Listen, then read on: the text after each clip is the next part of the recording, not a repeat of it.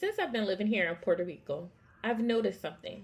Whenever people talk about social issues, the word that always comes up is classism. Everybody says, oh, it's not racism, it's just classism. But me, as a black woman from the States, I couldn't help but to side eye that. Because when I started experiencing and watching how people got treated here, I'm like, nah, something deeper is going on. And when I asked questions, people told me, well, you should read the history of Puerto Rico. So I did. I looked it up, and here's what I found. Hi, my name is Jade, and welcome to Get Into the Black, where we explore life, business, and culture our way, from Puerto Rico to the world. And quick side note, I'm also an Airbnb host here in Puerto Rico. So if you're planning a trip, I'd love to host you. You can find the booking link right in the description box. Before we dive in, go ahead and like this video, drop a comment, and hit that subscribe button so you don't miss the conversations we're having. Now, let's be clear real quick. Racism, colorism, classism, all three different things, but they're all interconnected. Racism is discrimination based on race, straight up anti-blackness, prejudice, stereotypes, all those kind of things. Colorism is when lighter skin is valued more than darker skin, even inside the same community. Now, let me repeat that for the people in the back. Colorism is when lighter skin is valued more than darker skin. Had to make that clear because people love saying that light-skinned people experience colorism. You don't. Not saying that you can't experience discrimination, but what you are experiencing is just not colorism. Now, classism is discrimination based on money, education, or status. In Puerto Rico, the story a lot of folks tell is that we don't have racism because we're all three. We're all mixed. Taino, Spaniard, and African. But here's the catch. If you actually look at history, slavery was here. Anti-blackness was here.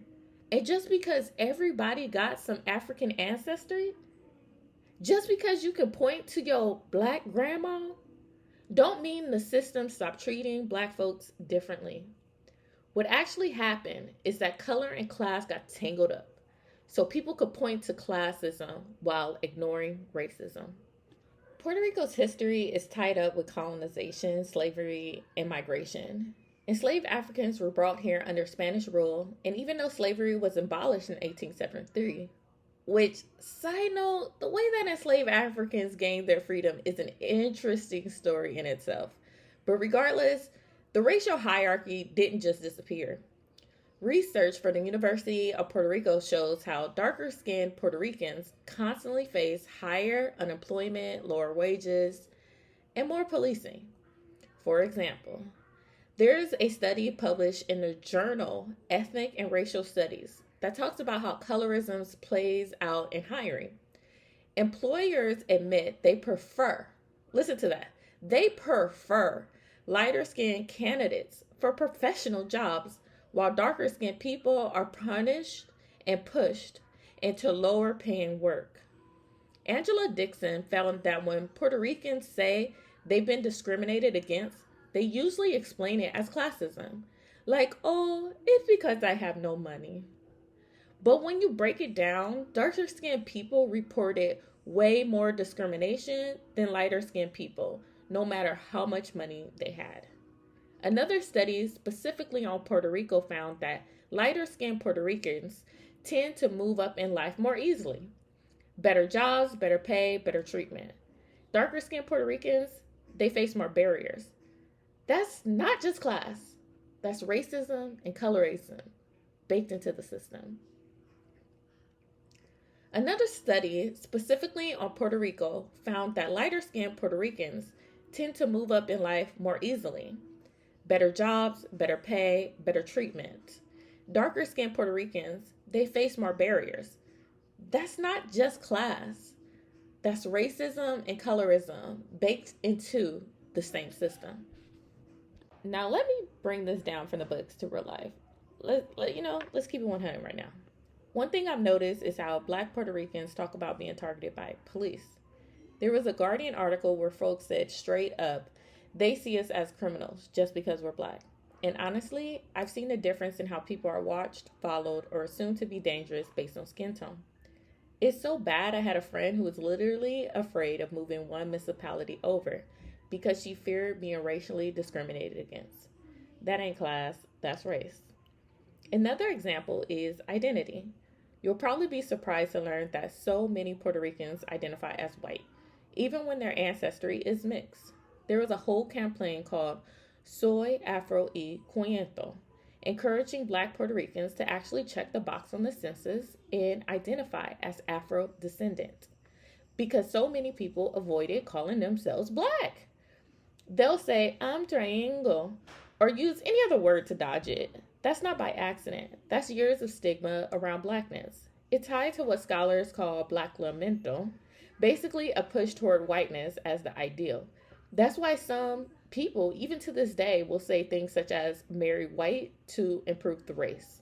I mean, even I, someone who is clearly a black woman, was marked down as white when I went to go do a background check. When I corrected the person, she refused to change it and stated that that's how we do it here. Although I knew she had pure intentions and wasn't trying to be rude, that was really an eye-opening experience for me. Clearly, identifying as black means something here. So when people say it's only about money, nah, the numbers in history say otherwise. Currently, there's a push for the Crown Act here. That's a law to stop discrimination against natural hairstyles. Hair might seem as something unimportant, but let me tell y'all this story about hair and how negative stereotypes around Afro-textured hair negatively impacts people. My friend went to a salon here, just wanting to wear her hair in its natural curly state. Simple, right? But instead of encouragement, the people in the salon literally started making fun of her, laughing, talking about her curls like it was a joke. And the worst part, a little girl pointed right at her hair and called it ugly. Ugly. Like, imagine what message that sends, not just to my friend, but also to that little girl. That's how colorism and anti-blackness gets passed down. Because if you can't even wear the hair that grows out your head without ridicule, what does that say about how blackness is valued here? So the big question is, why do people here keep denying racism? From what I've seen, saying classism feels safer. It's a word people can agree on. Like, yeah, money divides people. No one's going to argue that. But if you call it racism, now it gets uncomfortable. People got to look at skin color, history, and how black Puerto Ricans get treated. But let's be real. A lot of these situations people call classism are actually about race and color. When someone says lighter skin is professional, but darker skin is ghetto, that's not about money. When someone gets passed over for a job because of their hair texture, that's not about money. When whole neighborhoods are stereotyped because black folks live there, that's not about money. That's racism mixed with colorism. So yeah, classism is real in Puerto Rico, but pretending it's only classism erases the impact of racism and colorism. They all overlap. They all shape who gets opportunities, who faces discrimination, and who gets to feel fully accepted. At the end of the day, ignoring race doesn't make it go away. And as someone living here, learning the history and seeing it with my own eyes, I think it's important we call it for what it is: racism. So where do we go from here? First thing, we got to talk about it. That's why I'm making this video, because silence is a part of the problem. Second, we got to start supporting people and movements that actually name this for what it is. Campaigns like Soy Afro y Cuento, laws like the Crown Act. That's why and how we start shifting culture. And third, we got to check ourselves.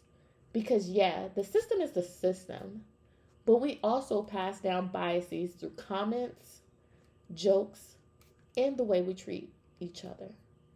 If you got lighter skin, if you got more money, if you got privilege in any way, it's on you to be mindful of how you're moving.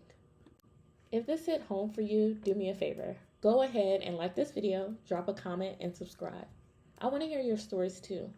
What have you seen or experienced around racism, classism, or colorism? Because trust me, sharing these stories is part of how we break the silence. And if you're planning to come to Puerto Rico, I'd love to host you at my Airbnb. The link is in the description box. Pull up, enjoy the island, and maybe we can even have these convos in person. Thanks for hanging out with me today, y'all. I know these convos ain't always easy, but they matter. We can't fix what we refuse to name. Racism, classism, colorism, they're all real here. They're all connected, and pretending is just one thing ain't gonna change nothing. Let's keep talking, keep learning, and keep showing up for each other. Until next time, bye bye.